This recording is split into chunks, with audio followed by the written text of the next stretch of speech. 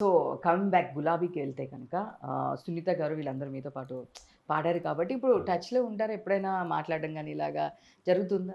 జనరల్‌గా ఎవరికైనా ఏదైనా అవసరం ఉంటే టచ్‌లో ఉంటారు. హ్మ్. హ్మ్. హ్మ్.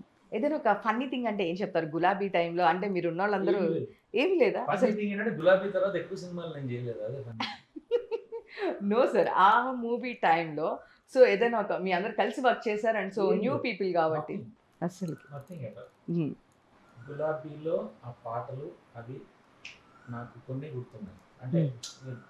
Those moments of what I travel. నేను ఎక్కువ ఐయామ్ నాట్ ఎ వెరీ అంటే like a very friendly kind of a person. I'm friendly. కొత్తగా ఒక 10 మంది ఉంటేనే నా జీవితం అని అనుకునే ఉంటాను. Okay. I'm more connected with nature, with animals and things like that. Okay. So I spend most of my time with nature, ప్రకృతి, వేరే species and animal conservation things like that.